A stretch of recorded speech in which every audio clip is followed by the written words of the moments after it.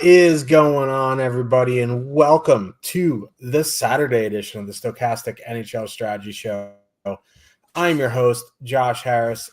As you can see, Cliffy is here. His camera's not working. Not a coincidence that the 10% blanket tariffs went in and only one of us can go on the air. That being said, we both decided that I am the better looking one, so we're going to have me on camera.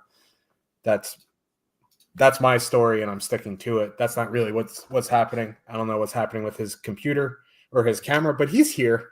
He's just a big white dot on the screen. What's going on, Cliffy?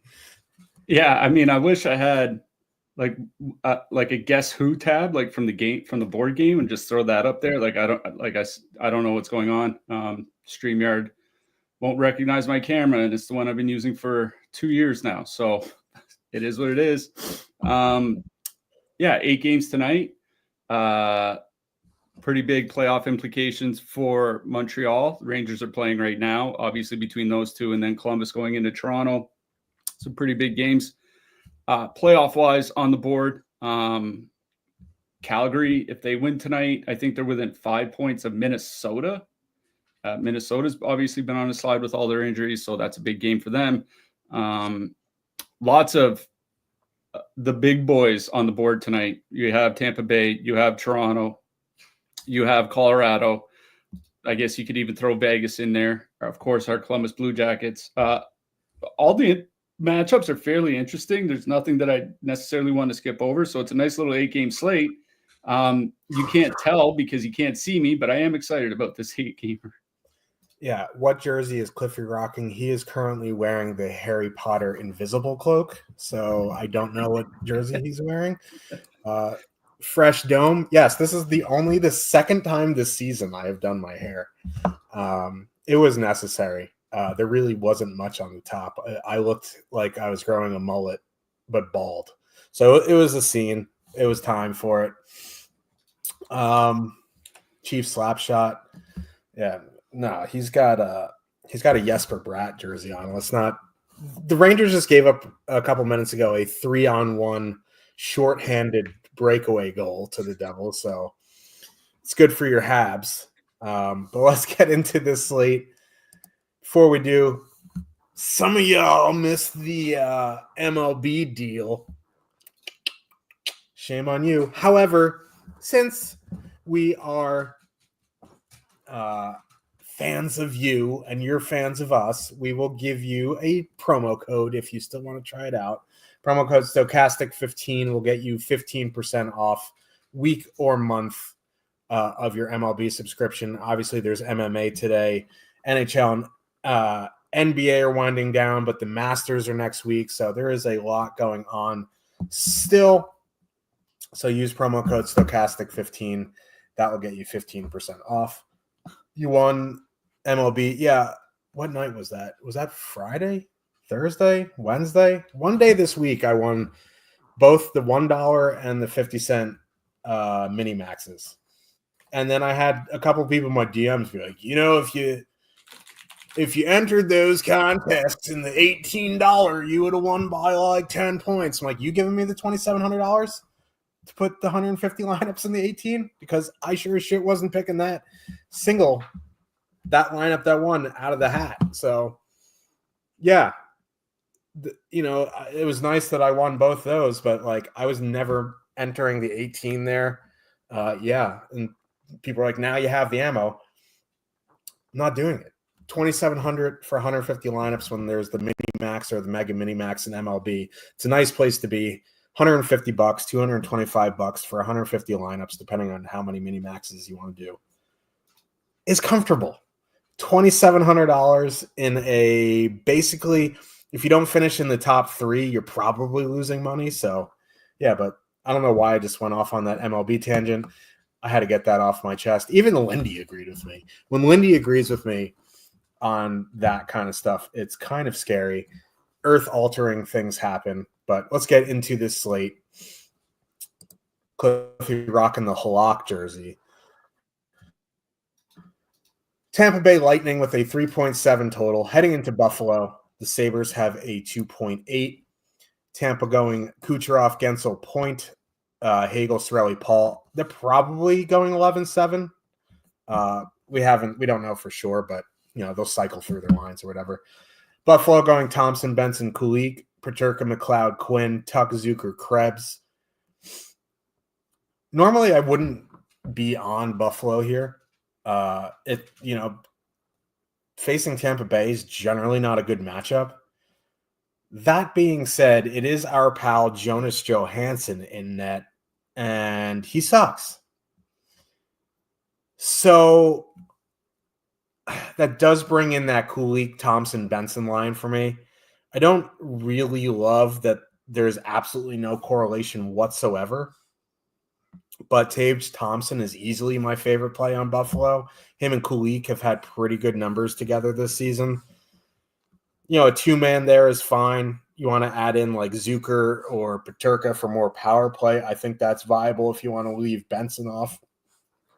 It doesn't make it that much more expensive. If you add in Peterka over Benson, it becomes $16,800, which is very reasonable on the slate. I know Kulik isn't on the top power play, but I just don't want to be stacking across three lines, and Kulik and Thompson have played well together. One off Peterka is fine. Two-man of Zucker, Tuck is fine, but really, I want Taves Thompson if I'm going to be playing Buffalo. So it would be that Buffalo top line. On the Tampa side, 24,000 for Tampa 1 is just out of my price range in single entry. They've been fine, obviously, and Buffalo's a train wreck, and, they're bad defensively. Their penalty kill isn't great. And they have a 29.4% top 2 stack with 6% projected ownership. But in my single entry, there's no way I'm spending $24,000 on a line here tonight. Again, it's going to sound like a broken record. Kucherov went off, always in play. I think I prefer, a two-man of Hagel, Cirelli, or even dropping down to Gord Bjorkstrand if you're going expensive elsewhere for Toronto or Colorado or whomever. So, if you want to get to Tampa 1 in MME, and I think it's 27 max here tonight is the most you can put in, what is that, 3 of 27 gets you double the field? So I don't mind getting over the field in MME, but in single entry, that price is just way too prohibitive to your lineup. So I'm good with the Kucherov one-off, more in on Tampa 2. I think my favorite play in this game is the Thompson line. Yeah, I mean, I'm not playing a 24K Tampa Bay line. It's just not something I do. The more and more expensive they get, the less and less likely I am to play them. I think the case for playing Tampa here tonight, I mean, twofold. One, this is the Buffalo Sabres, right? This is not a good team.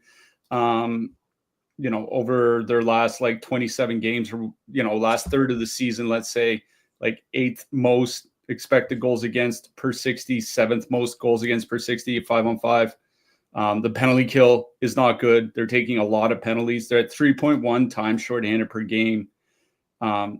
Since March 1st, that is the 5th most in the league and the 2nd most on tonight's slate. Obviously, we know how good Tampa Bay's power play is. The other thing is there are some playable, very cheap lines here tonight. We'll get to Carolina. We'll get to Montreal. We'll get to Vegas. We'll get to Seattle. We'll get to maybe not Seattle because they're playing San Jose, but San Jose. There are cheap players, cheap lines that you can go to that I think are viable on this slate. So if you want to play Tampa, they do have the highest top 2 stack on the board here tonight. They're at 29.4%. Toronto's at 25%. No other teams above 15. So obviously they're a really good play. It's a really good spot. I'm just not paying 24K for them, even if I do think there are some filler lines that you can put with them. I think I'm with you. One off Kucherov, one off Brandon Hagel. Kucherov has the highest projection of any winger on the board here tonight. I don't think it's much of a surprise. He's also the most expensive winger by $1,000 on DK. So, you get what you pay for. But there are viable one-offs. I think full-on stacking. I'm just out. I honestly think I have more interest in the Buffalo side. Thompson, Kulik, and Benson are probably going to go out against the Tampa Bay top line. And even as that top line has been great offensively lately, they've struggled defensively this season, generally speaking. Since March 1st, that Tampa Bay top line's at 2.8 expected goals against, 2.6 actual goals against per 60 minutes. Like, that's below average. And you mentioned how good Thompson and Kulich have been together. This line has only played about 60 minutes together, so it's not a big sample. It's only 2.4 expected goals, 3.9 actual goals, shooting 14%. So it's a little, it's high. But Thompson and Kulich have played well. And this isn't really a great power play spot. Like, Tampa typically doesn't take many penalties anyway, and they do generally have a good penalty kill. Since March 1st, the Lightning's seventh fewest goals against per minute on the PK over their last 27 games. Pretty much about the same by goals against on the PK as well. So it's not really a good power play spot. I'm not worried about correlation. So I'm in on Buffalo 1 here more than anything. Buffalo 2 and 3, like, I am out. Like, Krebs and Tuck are below average shot attempt share, below average expected goal share. They're shooting 20%. It's the only reason they're scoring any goals. That McLeod second line is at 42 shot attempts for, 73 against per 60. They are getting their ass beat. They're also just riding hot, shooting 29% as a line. So, like, I'm out on Buffalo 2 and 3. I don't care about correlation. If you want to play some one-offs from Tampa, I get it. I think the full stack I'm most interested in this game is Buffalo 1 because they have a reasonable price, and I don't think it's a bad matchup, especially with Jonas Johansson in that. Yep. Carolina Hurricanes with a 3.3 total. Heading into Boston, the Bruins have a 2.3.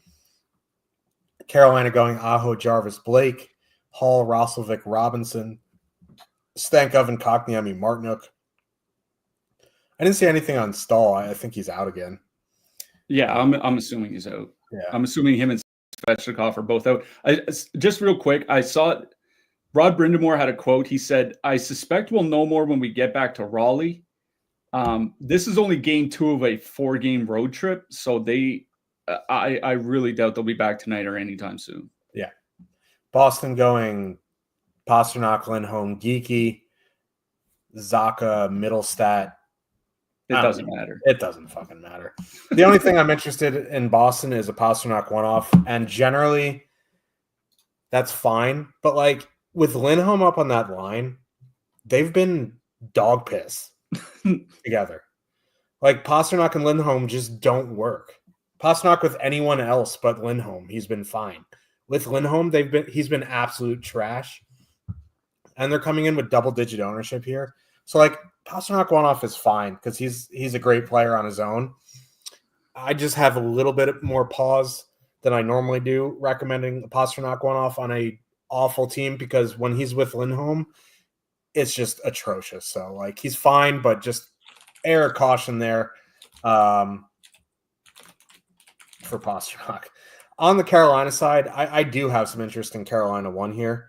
They're only 18-4 and they're fully correlated. They've been excellent in a 135-minute sample. There's no matchup concerns on Boston. 5-on-5. The penalty kill is all right. Occasionally they'll stop it. You know what I mean? Like, it's fine. And I know the Carolina power play hasn't been the best, but they're fully correlated with Stahl and Svechnikov out at 18-4. They'll pay off their price in minutes. It's just a matter of, the productivity. They're coming in with positive leverage. I do really like Carolina 1 here tonight. Carolina 2 is interesting. They're 11-7. Roslovic and Robinson have had a decent sample together.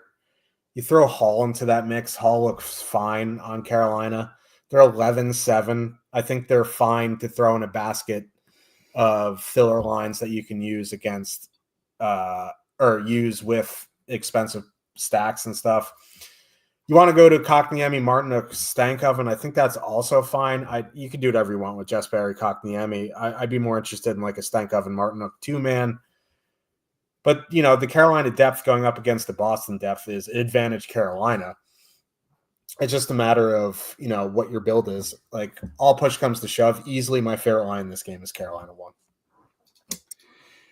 Yeah, I don't have a lot of interest in Boston here tonight.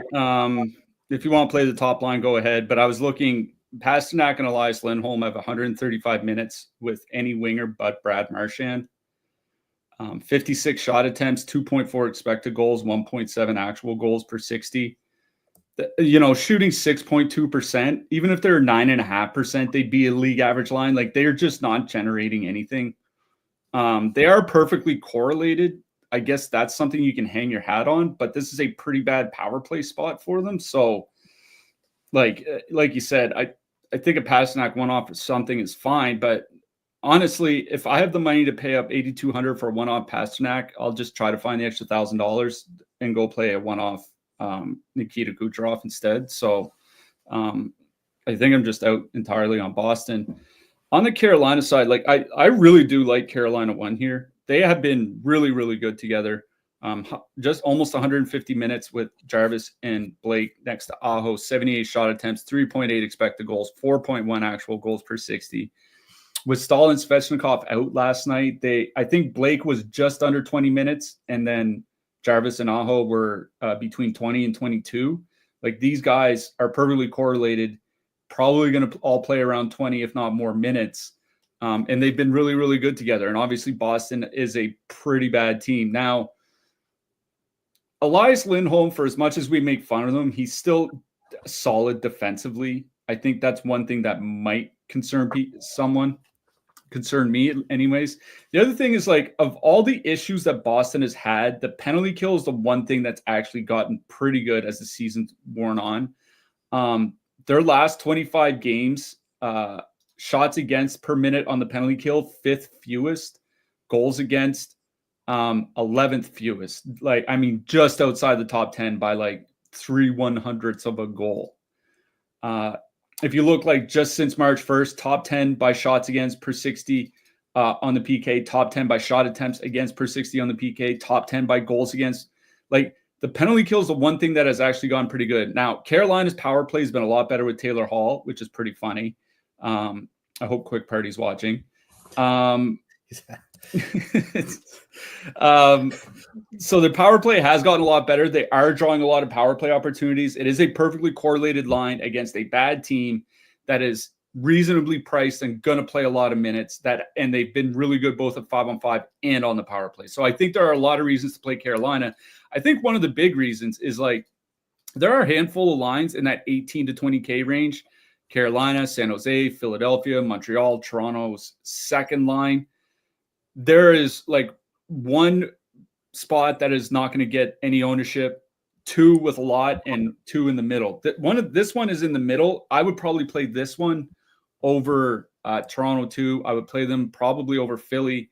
I do think that this is one of those, like, 18K-ish lines that I really consider here tonight, because this is a great spot for them, even if it is back-to-back.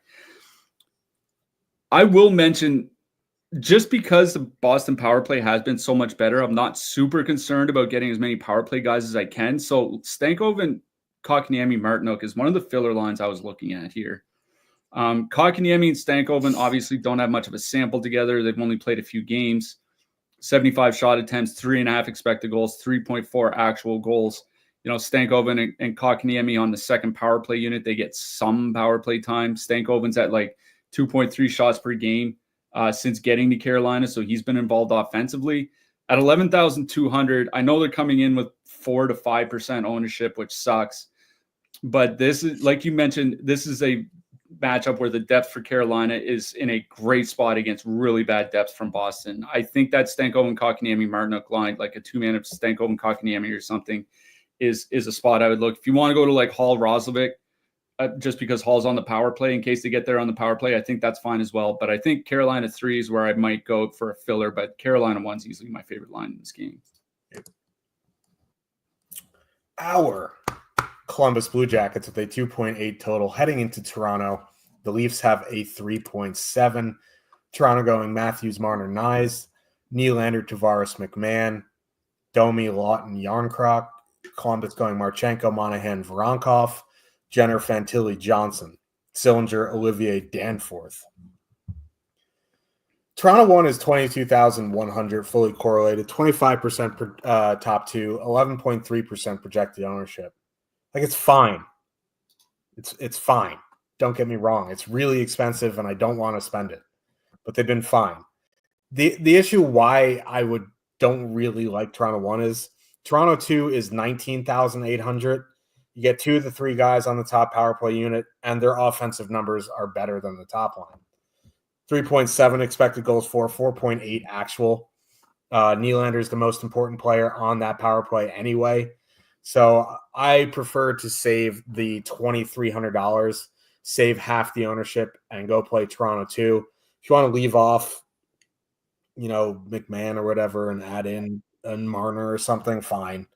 But, honestly, like, for me, I probably just go play a one-off Nylander, one-off Matthews. Don't particularly love full stacking Toronto here, despite it being a great power play spot. And another reason why I'm not spending 22-1 for Toronto 1 is, like, they're going to go out against that Monahan line. And when you go out with the Monahan line, you're going to get a lot of Werenski.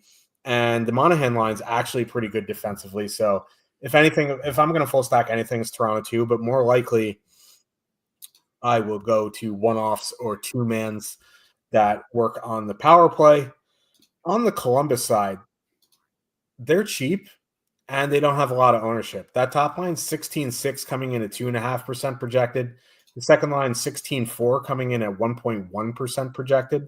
Now the Leafs aren't very good defensively. They don't have a great penalty kill.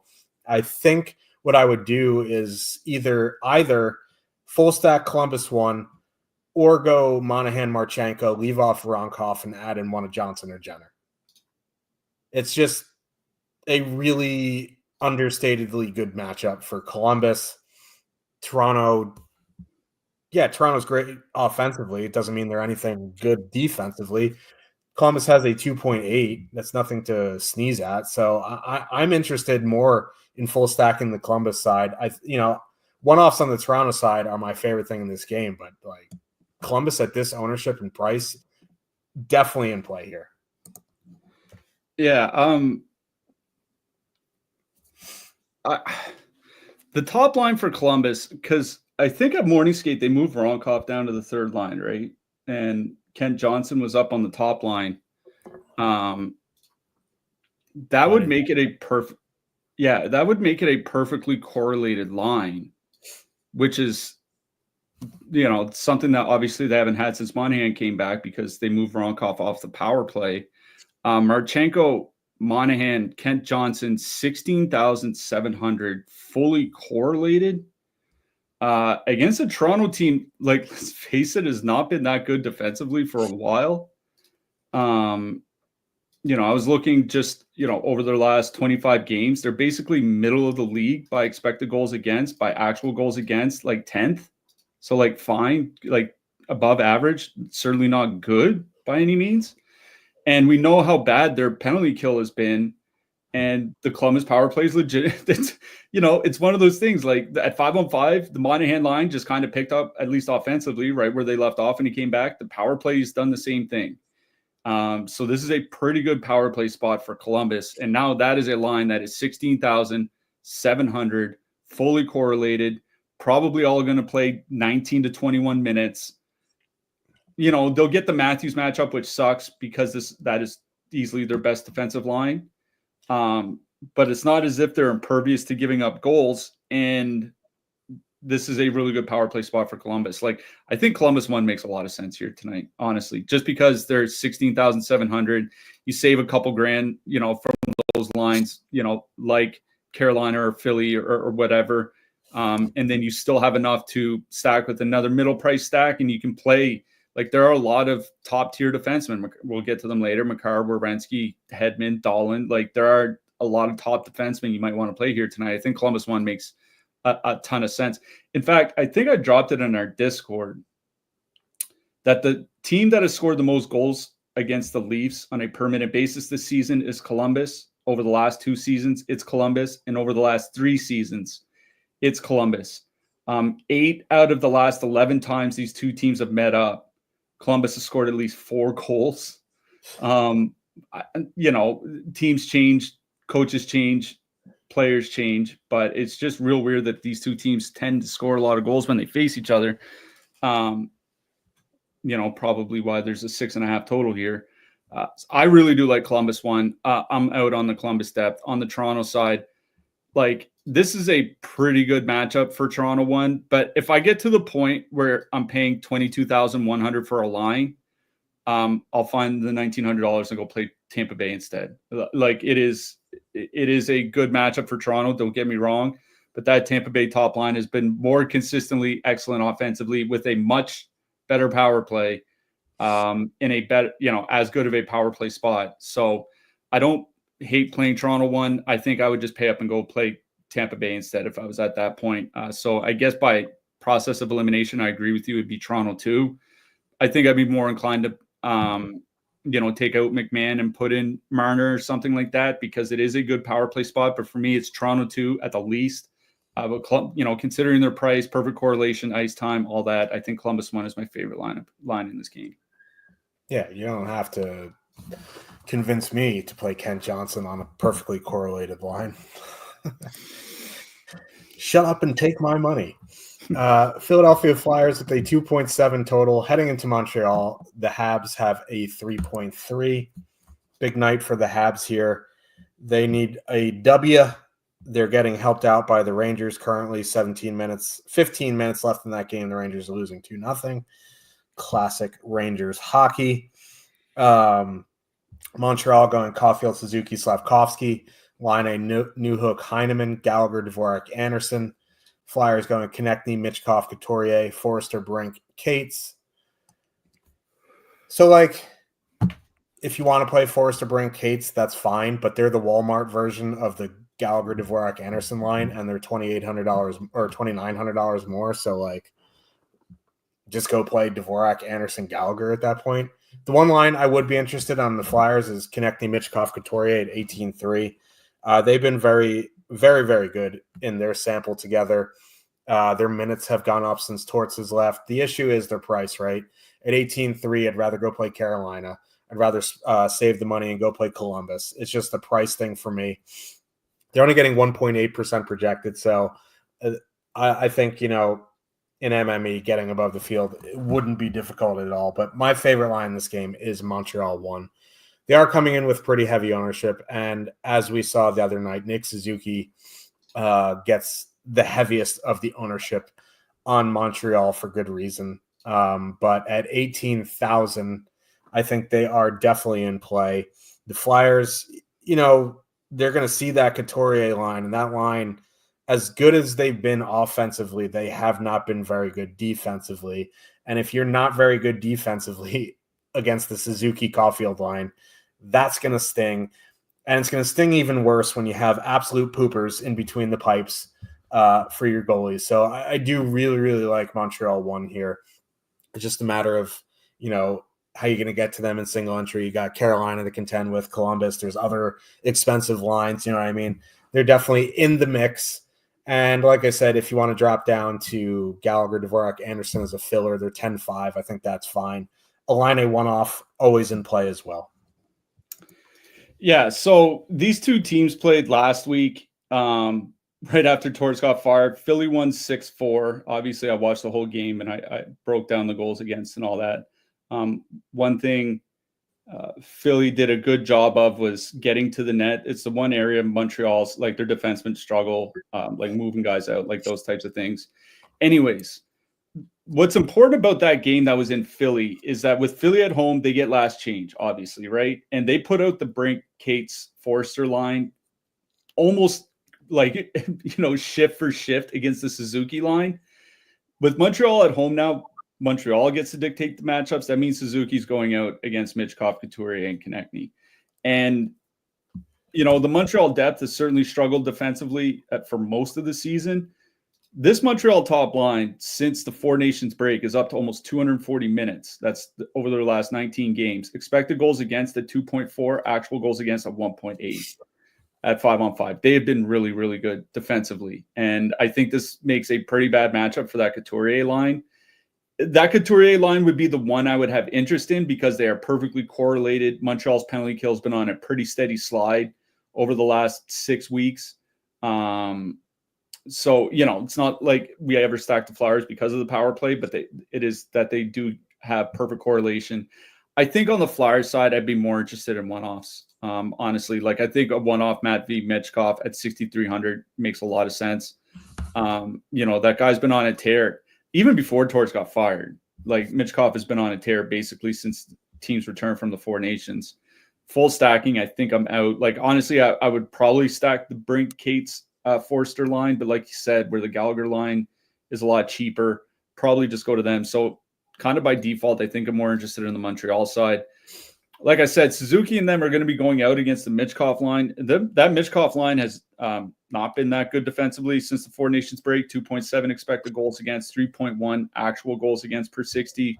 We know how the Flyers goaltending has struggled.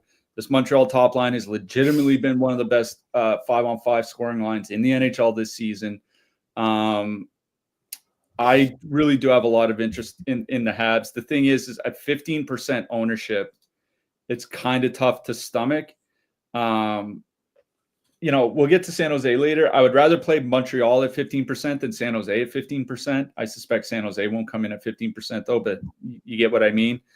But I think where you can go with Carolina at like 6-7%, or you can dip down to, a Columbus one or something like that. Maybe there are other spots you would go, but Montreal one is easily my favorite stack in this game. I think that the Dvorak line is a nice filler if you're playing Toronto or Colorado or something like that. So Montreal one, maybe the Dvorak line is a filler if you're going expensive elsewhere. And then on Philly, I think the Michkov one off is my favorite thing on the Philly side. Colorado Avalanche with a 2.9 total heading into St. Louis. The Blues have a 2.6. Dylan Holloway is out. He's week to week, they said. That's a massive loss for St. Louis. Jared Bednar said he's going to update everyone on the injury statuses of Netchus and Drouin at 4:30 Mountain Time, which is 6:30 Eastern. So we won't know definitively who's in or out for Colorado for another 4 hours. It's kind of an issue. But with Holloway out, they're moving Jimmy Snuggerud up to the top line with Thomas Buchnevich, and they're putting Neighbors in Holloway's spot with Kyrou and Shen. Neighbors is a fine offensive replacement for Holloway. I think he could produce similarly, at least to most degrees. The problem is going to be defensively. You're moving Snuggerud, who's fresh out of diapers, up to the top line. Neighbors isn't great defensively.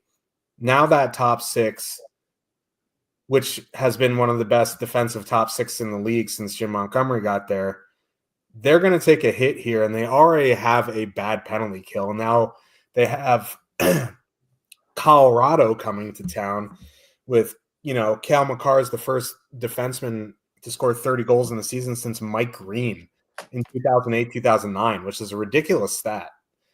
Can't believe that was 17 years ago or 16 years ago. But the problem is with Colorado, we just don't know who's playing. Safely enough for, you could play McKinnon, Nichushkin, Makar.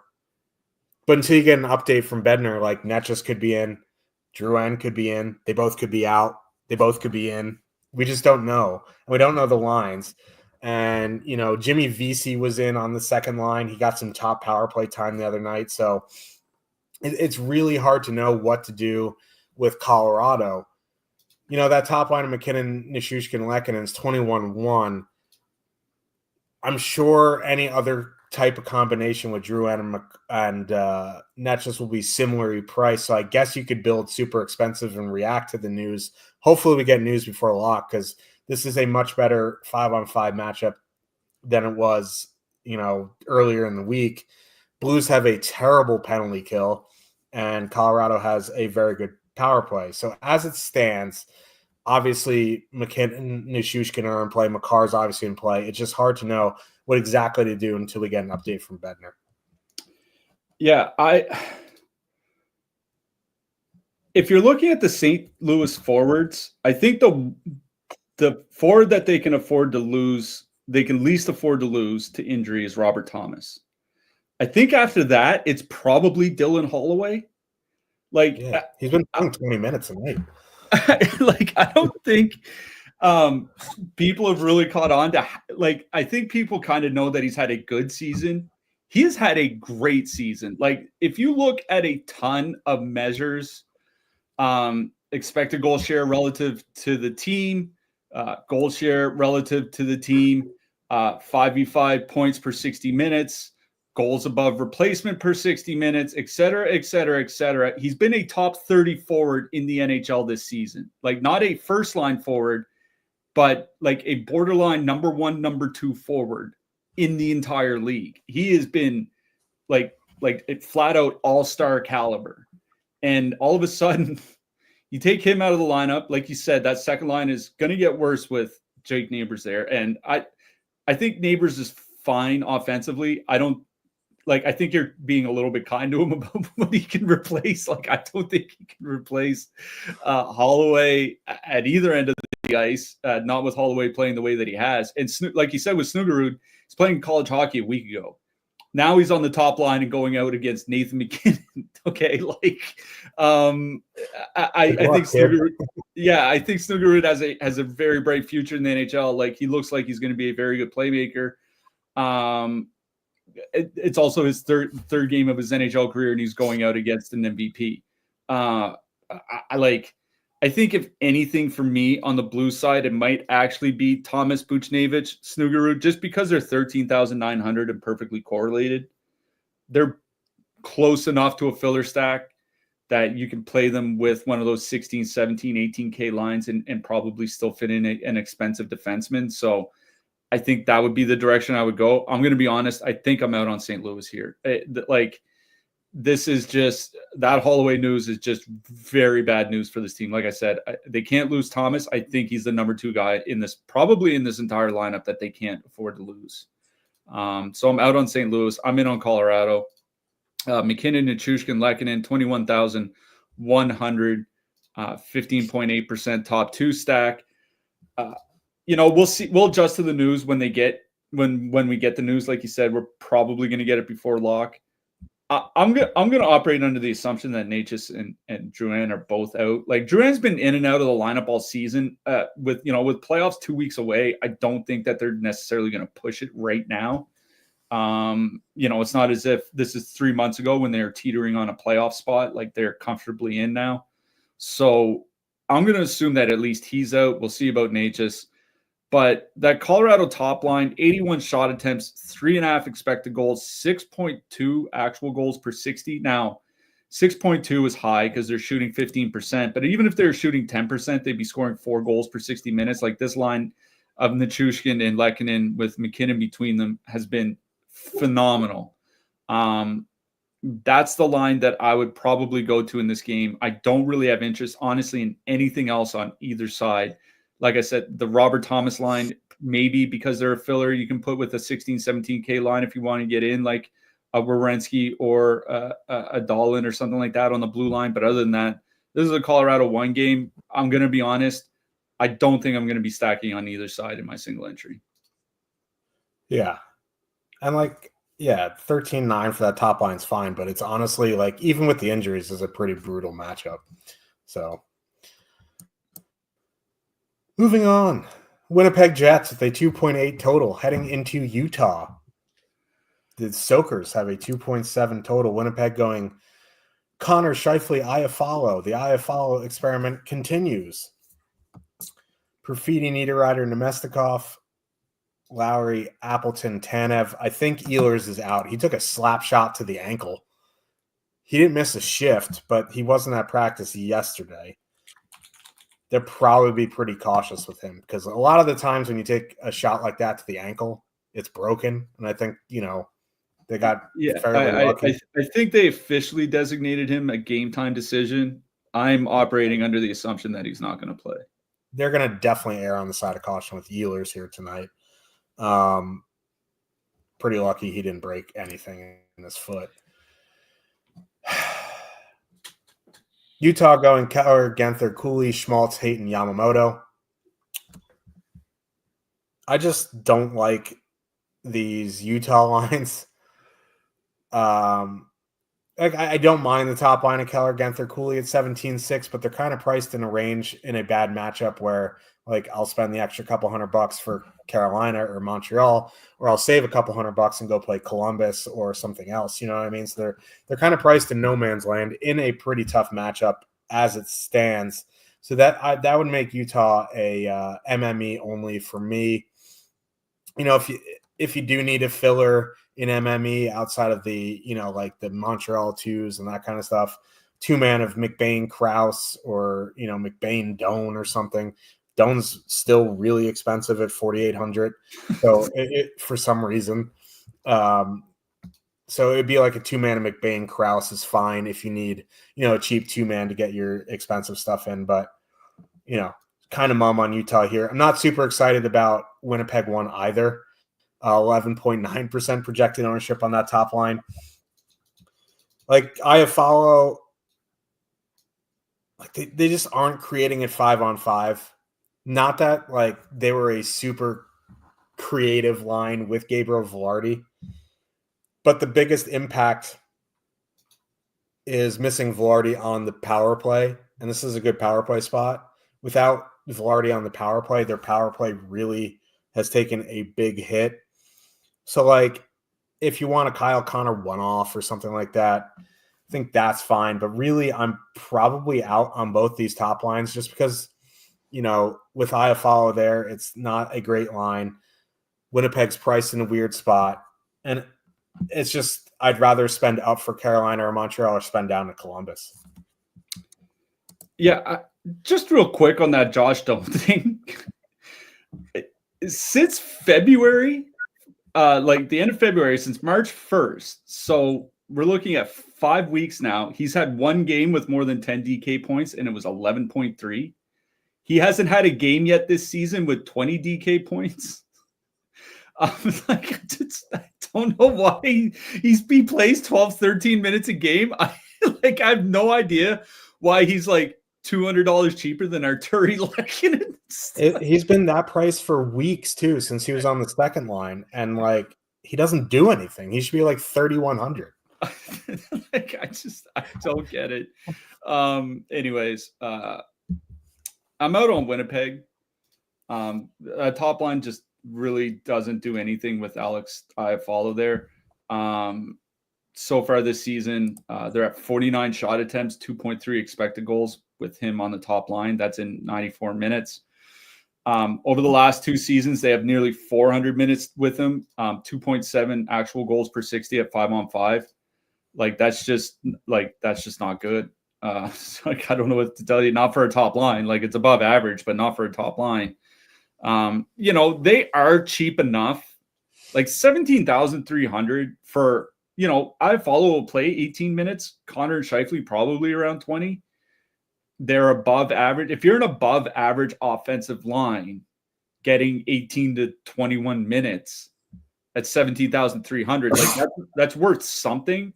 But, you know, why play an above average line at that price when for a little bit less you can go play a really good Columbus line for that is also perfectly correlated and also going to play like 19, 20 minutes. So like I'm out on Winnipeg. If anything on Utah, I think it would actually be the top line just because they're creating something. 67 shot attempts, 3.4 expected goals per 60 since they got put back together. But like they're not getting a ton of minutes either. 16 to 18 minutes of late. At 17,600, like I'll just go play a cheaper Winnipeg line if I was going to pay up that price. So honestly, there's just not a whole lot in this game that I really want to play. I'm going to like, I think this is a bad matchup for both teams, especially considering the injuries on the Winnipeg side. So I think this is an MME only game for me. Like there's just not a lot here that interests me outside of like, I wish Josh Doan was 7,800. Like, I just can't believe what's going on with this pricing. Anyway, sorry. Next game. Vegas Golden Knights with a 3 total heading into Calgary. The Flames have a 2.5. I went and tried to find these Vegas lines on Twitter. Is this how they finished their last game? The Dorofeev, Pearson, and Eichel. Yeah. They went to that, I think, sometime in the second period and then stuck with that for the rest of the game. And obviously with Vegas on the road, we're not getting any updates. Yeah. That sucks. How they finished the last game was Eichel, Dorofeev, Pearson, Stone, Carlson, Saad. Calgary, probably running back Huberdeau, Coronado, Frost, Kadri, Sharangovich, Pospisil, Coleman, Farabee, Backlund. I don't know if these lines are going to stick for Vegas. They could. They might not. We don't know. Beat writers don't travel with the team. It's a good power play spot. So, like, if you think they're going to go back to Eichel, Dorofeev, Pearson, you could two-man Eichel and Dorofeev. They're both on the top unit. Carlson and Stone are both on the top unit. So, like, that two-man is probably safe. You could just go, like, Eichel, Stone, Dorofeev for an expensive line. But, again, like, I'm not really running out to play Vegas here tonight, especially with the unknowns in the lineup because, you know, Eichel, Dorofeev, Pearson 16-5, but if they go back to Eichel, Stone, Barbashev, that's 18-2, and you're kind of in a pickle for that $1,700 if you're not sitting at your computer. So like a one-off Eichel, a one-off Carlson, a two-man, if you feel comfortable with Dorofeev is fine, but not super excited about Vegas. For this, you know, I'm not super excited about Calgary either. You know, one-off Kadri, always in play. That dude just plays a ton. His price has come down $1,000. He's been shooting the puck like a madman. If I had to stack a line, it would be Huberdeau, Coronado, Frost at 14-1, but like I'm not super high on Calgary here tonight, so it's probably just one-offs from both sides. I mean, further, you know, kind of adding to your point about Vegas. Yes, we don't know what the lineup is going to look like probably until warm-ups. That's a problem because there are only 2 late games here tonight. The other problem is since William Karlsson returned, Jack Eichel's not getting a lot of ice time. It's been 8 games since William Karlsson came back. Eichel's averaging 17 minutes and 57 seconds per game in those 8 games. And don't forget that a few of those were with Thomas Hertl in the lineup. In the 5 games without Thomas Hertl, Eichel hasn't played 20 minutes yet. And he's still priced at 8,100. He's priced as if he's going to play 21 minutes, which he hasn't done in 5 straight games. This is a team that does love to balance the ice time when they can. It's surprising to me that they're still doing it with Thomas Hertl out, but they're doing it. And that's kind of the problem with playing Vegas's top line. It's like, even if we knew what it was, would I want to pay 18 to 19K for a line that's going to play 17 to 18 minutes? Like, probably not. So, like, I'm basically out on Vegas entirely. Like, if you want to play like a one-off Stone or something like that, like William Karlsson's getting some decent ice time. He's only 5K. Like, that's okay. Like, stacking, I'm just out. I think my only interest in stacking, it feels weird to say, is honestly on the Calgary side. For most of the season, Vegas has not had a very good penalty kill. Huberdeau, Coronado, Frost are still fully correlated. Now, they're getting decent ice time. They're going to go up against the depth, which might not actually be a great thing. Like, going up against Roy and Karlsson, you might actually want to go out against Eichel, but they're still perfectly correlated at 14,100. 2.9 expected goals, 71 shot attempts per 60 minutes.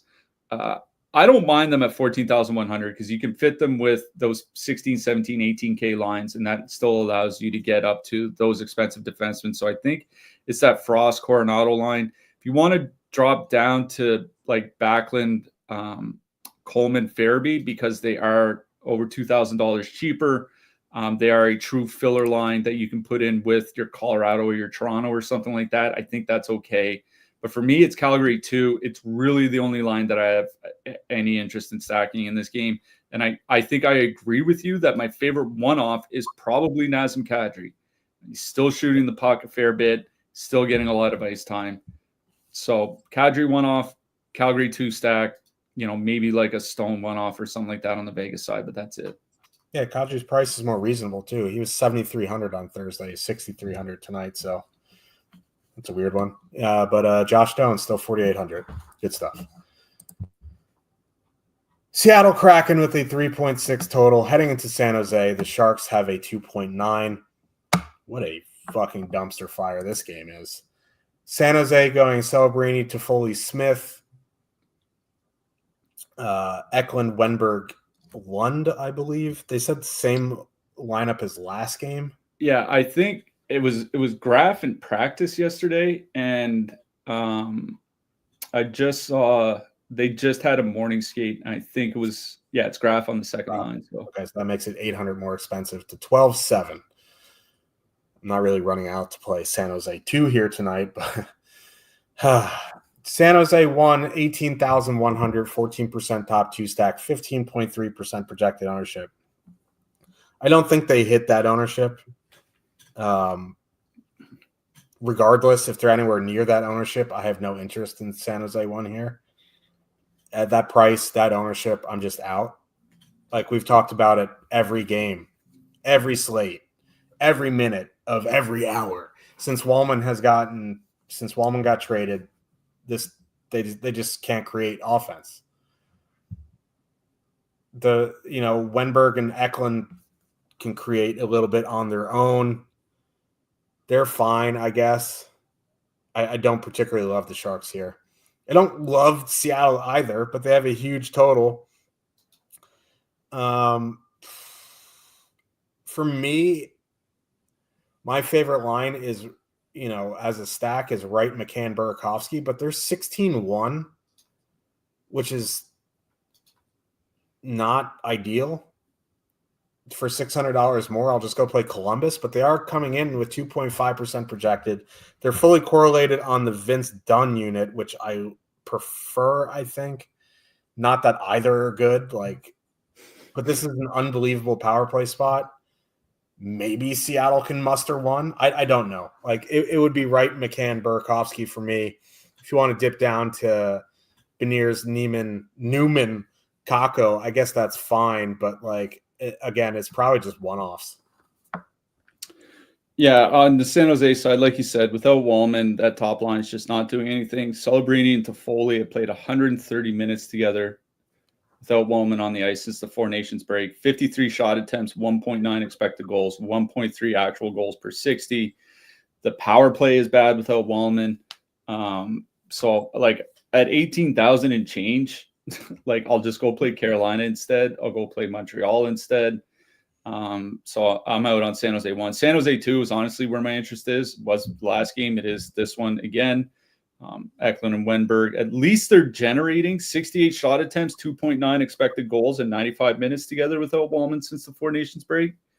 Eklund and Wenberg, they're on the top power play. So if it does do anything, they're there. Those two guys get 19 to 20 minutes. I think it's San Jose 2, if anything, on the San Jose side. I'm out on San Jose 1.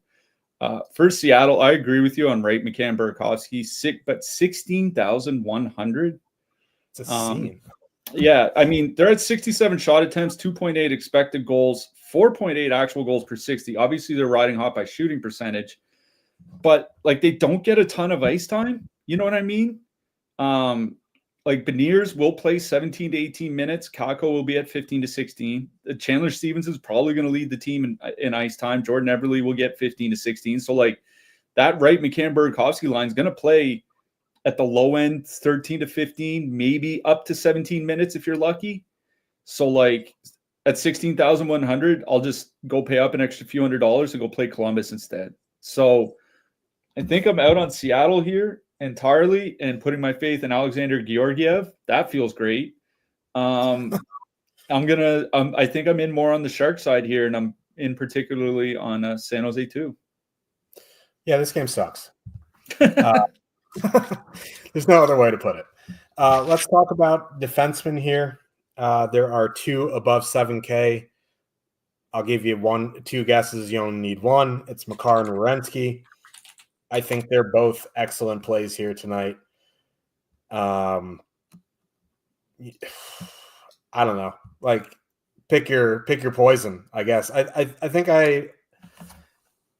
if I'm doing anything with Colorado, it would probably be like McKinnon, Makar, 2-man. I think Werenski, if you don't want to play Columbus, is a good one-off. I think you can put him with Columbus as well, but they're both ridiculously good options.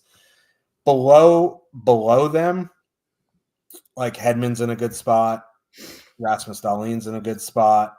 Like, I guess Montour's in a good spot, but again, like, he doesn't get a ton of minutes. He's not like the Seattle's power play isn't very good. So like at that point, I'd rather just dip down. So like obviously Makar, Werenski are some form of 1 and 2, and then Hedman and Dahlin would be in the tier below them. After that, I'm probably spending down into the mid range. Yeah. For the expensive defenseman, Makar is number 1, Werenski number 2 by projections, and Makar is slightly ahead by the point per dollar. So he is technically the better play here tonight. I don't mind a Makar one-off, honestly. Feels like one of those games like maybe Colorado wins like 4-1 or something and he has, a goal and assist or whatever. I think if I were to play Werenski, I'd probably play him with Columbus 1. Just because they do play, it is a perfectly correlated top line. They do play a lot together at 5-on-5. Columbus 1 is not that expensive. So I think if I were to play a one-off expensive defenseman, it would be Makar. If I'm playing anybody with a stack, it's probably Werenski with Columbus. I also don't mind Hedman. It is obviously a really good spot, and he'll still play 21 to 23 minutes, even if they do have 7 defensemen in the lineup. Mid-price range, Vince Dunn has the highest projected ownership of any defenseman here tonight, which I understand given the matchup, but, Vince Dunn certainly in play. Shane Gostisbehere is not in a bad spot for Carolina. Travis Sanheim's been getting a fair amount of minutes since John Tortorella got fired. I don't particularly love Philly here tonight, but I think Sanheim for his minutes makes some sense. Like 30, like his last 3 games, 30, 25, 26. And, so I don't mind Sanheim here in the mid-price range. Shea Theodore for Vegas. Not that I particularly love this spot, but he's projecting reasonably well. So I guess Theodore's okay, but I think it's Dunn, Sanheim, and Ghost in the mid-price range. Cheaper defensemen like Chris Tanev, Oliver Ekman-Larsson from Toronto. I think they make a sense. Tanev, I think, is a top projected defenseman under 4K on the board here. Dante Fabro for Columbus, I think, is just fine. He's averaging 21 minutes a game over his last 10, so he's definitely in play. Alex Carrier for Montreal, he has a better point per dollar projection than Caden Gooley, even if they're pretty close together in price, and he's been getting more ice time too. So Carrier. For the 4 cheap defensemen, Ian Cole from Utah, Kevin Ball from Calgary, Matthias Samuelsson, I guess, from Buffalo, though I don't really like him, and I mean, I guess Ryan Lindgren from Colorado, like, listen, they're giving him ice time. He's played at least 19 minutes in 3 of the last 5 games and 20 in 2 of them. So if you need a guy under 3K, maybe Lindgren, I guess. Lindgren's just one of those guys who just has a magnet to pucks. So, like, he's always live for a block bonus. Rangers lose 4-0, by the way. Big for the Habs. They need to take care of business tonight. Let's talk about these idiots in between the pipes. Goalies, man. This is not ideal. Like Hellebuck at 8,100, if he starts, is the guy in the top range for me. Aiden Hill, if he starts for Vegas. Mackenzie Blackwood, also at 8K. Like, I like all 3 of them. Don't love them. Joey Decord, 7,900.